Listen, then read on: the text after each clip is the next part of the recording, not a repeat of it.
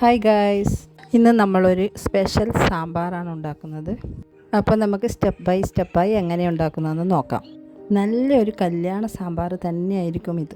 ആദ്യം പരിപ്പ് കുക്കറിലിട്ട് ലേശം മഞ്ഞൾപ്പൊടി, കുറച്ച് വെള്ളം, കുറച്ച് കായപ്പൊടി, ഒരു ഉരുളക്കിഴങ്ങ് ഇട്ട് നന്നായി വേവിക്കുക. ഉരുളക്കിഴങ്ങ് പരിപ്പിലിടുന്നത് സാമ്പാറിന് നല്ല കൊഴുപ്പ് കിട്ടാനാണ്.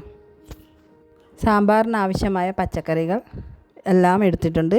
വെണ്ടക്ക മാത്രം സാമ്പാർ അരവ് കലക്കിയാൽ മാത്രമേ വെണ്ടയ്ക്ക ഇടാൻ പാടുള്ളൂ. കുക്കറിലേക്ക് വെളിച്ചെണ്ണ ഒഴിച്ചിട്ടുണ്ട്. അതിലേക്ക് 1 ടേബിൾ സ്പൂൺ മല്ലിപ്പൊടി, 1 ടീസ്പൂൺ മഞ്ഞൾപ്പൊടി, 3/4 ടേബിൾ സ്പൂൺ മുളക് പൊടി, ആവശ്യത്തിന് കായം, 1 ടേബിൾ സ്പൂൺ സാമ്പാർ പൗഡർ. ഇതെല്ലാം കൂടി നന്നായി വെളിച്ചെണ്ണയിൽ മൂപ്പിച്ചെടുക്കുക. മൂത്ത് വന്ന മസാലപ്പൊടികളിലേക്ക് അരിഞ്ഞു വെച്ച പച്ചക്കറികൾ ഇടുക. വെണ്ടയ്ക്ക ഒഴികെ മറ്റുള്ള പച്ചക്കറികളാണ് ഇടുന്നത്.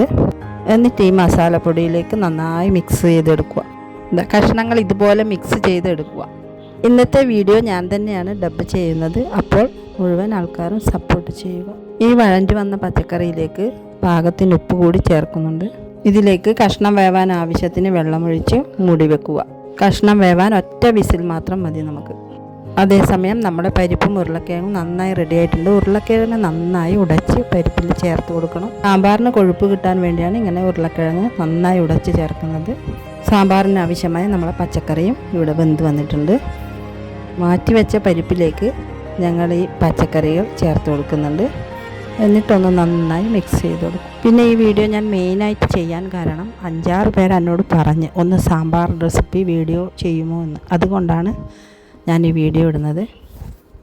കഷ്ണത്തിലേക്ക് വെണ്ടക്ക കൂടി ആഡ് ചെയ്ത് കൊടുക്കുക. ഇതിലേക്ക് 1 നെല്ലിക്ക വലിപ്പത്തിൽ പുളിയെടുത്ത് പിഴിഞ്ഞൊഴിക്കുക.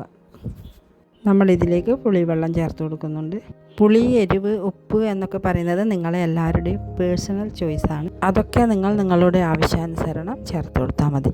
ഇതിലേക്ക് കറിവേപ്പില ഇട്ട് കൊടുക്കുക. ഈ സാമ്പാർ അരപ്പ് ചേർക്കാതെ സാമ്പാറാണ്.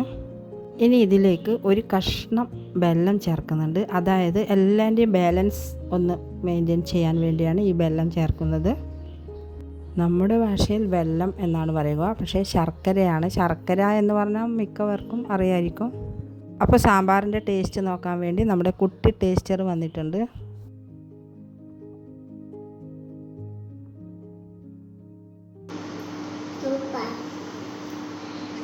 അപ്പോൾ നമുക്ക് നമ്മുടെ കുഞ്ഞ് ടേസ്റ്റർ അപ്രൂവ് തന്നിട്ടുണ്ട്. ഇനി നമുക്ക് ഈ സാമ്പാറിലേക്ക് വറവ് ചെയ്യാണ് വേണ്ടത്.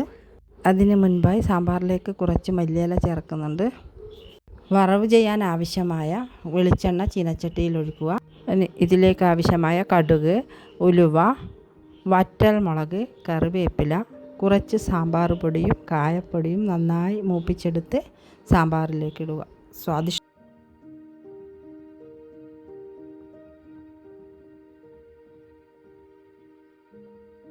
അപ്പോൾ നമ്മുടെ സ്വാദിഷ്ടമായ സാമ്പാർ റെഡി.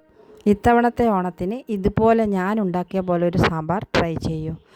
നമ്മുടെ വീഡിയോ എല്ലാവരും ഇഷ്ടമായി എന്ന് വിചാരിക്കുന്നു. അപ്പോൾ like, comments, subscribe maximum share ചെയ്യുക. എൻ്റെ വീഡിയോ ഇതോടെ വൈൻഡപ്പ് ചെയ്യാണ്. ഹാപ്പി ഓണം.